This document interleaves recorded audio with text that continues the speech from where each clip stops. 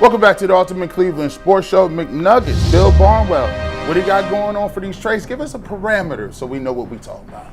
Yeah, so Bill Barnwell of ESPN does this every year. It is a draft mock involving only trades. No player names, just trades for each pick, 1 through 32, if he was the general manager for each team. The proposed deal he had in the mock draft for the Browns at number 6 was a deal that we've kind of talked about in the past, except this involves more than just 2 first-round picks for 2 first-round picks. It gets into the 2027 draft, which I know Earl has his eyes on. In Bill Barnwell's proposed deal, the Browns would send the 6th pick, the 24th pick, and a 2027 5th-round pick to Dallas in exchange for the 12th pick this year, the 20th pick this year, and a 2027 second-round pick. So you move back from 6 to 12.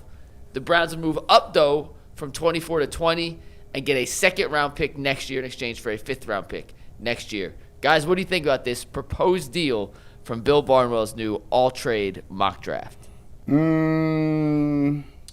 That second-round pick, I'm going to just keep it real with you. Zach, if the trade market goes and just assume the Browns need a quarter or want a quarterback, because this is what if you trade for a 2027 first round or second round pick, that's what you want, a quarterback. Mm-hmm. You might need way more than that to be able to get back up to one of the quarterbacks that you actually want. In terms of a second round pick, I think the Jets got like 10 first round picks for something stupid. So is this enough? Like if I move from 6 to 12, who do I have available? Am I going to get my receiver or my lineman in that range? Well, it's that question why I love it, because I'm not sold on anyone. Right. 6, right? So I'm moving back 6 spots. I'm moving up 4 in the other spot. I'm getting that future ammo, which can matter in many directions, maybe a quarterback, but I'm fine picking at 12, because if I don't really love a tackle at 6, I'm still going to get a chance to get one. Right? If I'm not sure about Mekhi Lemon at 6, but I can get him at 12, like right. I'm in that range. And then at 20, you just have more flexibility than you do at 24. Yeah. Obviously, there's simple math says you're getting there, but I'm better positioned to, if there is another trade opportunity, or to simply, if I'm in a best player available situation, I got three more bullets at that best player being there for my team. I'm taking this trade in a heartbeat, because I'm taking the approach that I'm not there yet. I'm playing for the future. That's my best opportunity. The only way the Browns are getting a 2027 1 is to move way down. Here I'm only moving down 6 spots. I'm moving up 4, and I'm getting a very valuable 2027 second rounder that gives me plenty of options. That, to me, is a no-brainer, and I think Andrew Berry would sign up for it in a heartbeat. So 2 or 3 weeks ago, I would have said no to this trade because it didn't include a 2027 first-round pick. But I have come around, I have stopped being stubborn and naive, and I've come to the reality of what you just said. Moving down 6 slots is not enough for somebody to give you their 2027 first-round pick. I would definitely do this trade because I can't say that I'm 100% sold on anybody with the 6th pick, but, Mekhi Lemon looks better than me at 12. Taking a chance on Monroe Freeland. Or Spencer Furneaux, it looks different. And then with the 20th pick, I told Mike upstairs a couple of days ago that I think that corner is one of those underrated needs for the Cleveland Browns, because if Tyson Campbell or Denzel Ward gets hurt, then what are you going to do? And there's some quality corners that might be around with the 20th pick, so where you might be able to pick best player available. If somebody hits your line and you can move down from 20 to about 25, and then you still pick up a 3rd or a 4th, okay, you can still get you what you want, and you've created more ammunition for yourself to either draft more players this year or trade some of those picks for future picks in 2027. This move makes a lot of sense if you say, I actually like Jordan Tyson more than I like Cardinal Tate because he's more explosive, but I do not like Jordan Tyson's medical. 6 is kind of high for me. Correct. You move down to 12, now that's a right sweet spot. You're able to get a guy who you think is the best pure receiver in terms of the upside and his explosive nature to his game. You can still take him at 12 and you still have 20. And I wouldn't be surprised if at 20, if they said, you mentioned Alex Wright. At that point, you got guys on the board Akeem Falk from what was it? for Auburn. Akeem Messidor is a guy that's an edge rusher. You said this too. The Browns still need the Browns will never take Messidor because they only take 21-year-olds in the first round. And he's like 33. He's like 26 right now.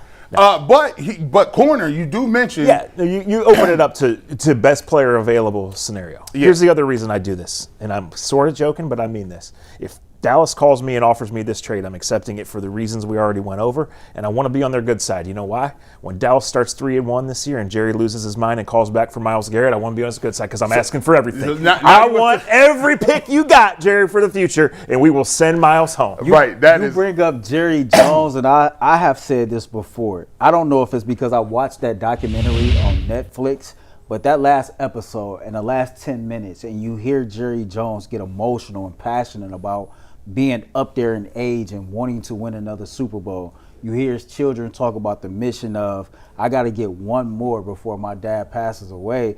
It lets me know, like, Jerry might give you a first-round pick in 2027. I want Jerry to know that he has my number, that I answer. Like, if you think about it, I know that's the projected, but, like, if he is really, like, seeing he's closer to the end, that's just the reality, right? What you talking about? And when you think about it like that and you that thirsty to win a Super Bowl, Jerry Jones might look at it like, you know what? I might not be here in 2027 and be making that first round pick. And if he see a guy like a David Bailey or Caleb Downs that's really, really intriguing, and Andrew Berry tell him the right things about the teams up under him trying to come up, you might be able to sneak a first round pick out of him. Who knows? You know, listen, life is a very funny thing. Yeah. You start to get older, you start to see your mortality. I always told people, look, man, Jimmy Haslam ain't that young. When you start hitting, when you talk about 70s and the life expectancy of a man today, 74, 77 years old, somewhere in that range, these little draft picks and the future long-term viability start to be going out the window. You start to be like, I got this stadium and I'm thinking legacy, but I need to at least stamp something and put something behind my name. Jerry Jones might be crazy to give up some of these picks, but I do think that his age does play a role in him.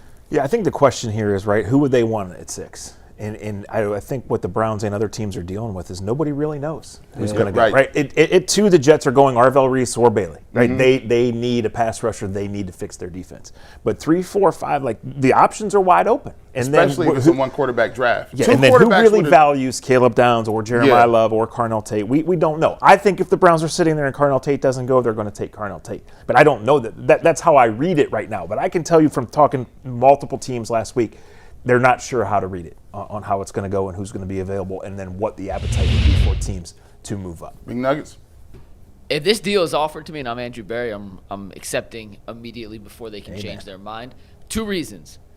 As we have talked about before, the Browns may not be enamored with any player at 6. And if their threshold, if their tier list says we think you can get just around the same kind of player at 6 as we can at 12, then I'm taking that first and foremost. Then you move up 4 spots to number 20, which gives you more ammunition if you want to take best player available, if you want to target the tackle run, which is going to happen in that 15 to 24 range. You can get your better pick of tackles at that spot. Also, if another team wants to trade up, in Earl's scenario where you want to get back to get the cornerback in the later first round, you have that opportunity. And most importantly, if 2027's draft is as loaded as we think it is, not just at quarterback but at receiver, at defensive end, all these positions are loaded. That second-round pick is ammunition to use to go get your guy. Whether it be a quarterback, whether it be Jeremiah Smith, whether it be Colin Simmons. Maybe it's not enough to move up by itself, but you know what looks a lot better in 2027? A second-round pick than a fifth-round pick. I think it's a no-brainer if this is the deal. Yeah, people, I think there's going to be people jockeying for a quarterback, but even with that being said, if they jockeying for quarterbacks, I think there will be a market for people jockeying for Jeremiah Smith. I think, you may have 3 quarterbacks that may be in the top 5, but there's going to be somebody sneaking around, I need him. You got Coleman, you got Wingo. I know Ryan Williams didn't really produce, but Ryan Williams is going to be in that draft class among others, and I just think it's going to be an opportunity for every team to get quality football players in the second round. So if you got multiple second round picks, that is ammunition to get up to get a player that you need if you don't need a quarterback. How likely do you guys think, really quickly before we get to our super chats, how likely is there a trade down for the Browns in your mind? Probably like in the 30 to 40% range right now. But I think the Browns are seeking one. So Yeah. If I put it on a scale of 1 to 10, I'm probably at a 6, that they move out of 6. I think they are trying with all of their might to do it. I would say 40% chance that they get it done. And I wouldn't be surprised if you've seen 2 trade backs. Old school, like somebody moving up, if they did this trade, somebody want to take somebody at 20 and they move back again to try to get some more ammunition. I think that's part of this draft as well, McNuggets. Real quick, McNuggets, before you go, didn't the Browns trade back twice? I think it was Mangini's first year. Yep. They could have took Julio Jones. Did. Yep. They traded back twice that draft. Yep, they sure did. Yeah. They traded They back acquired twice. Brett Ratliff. Yeah.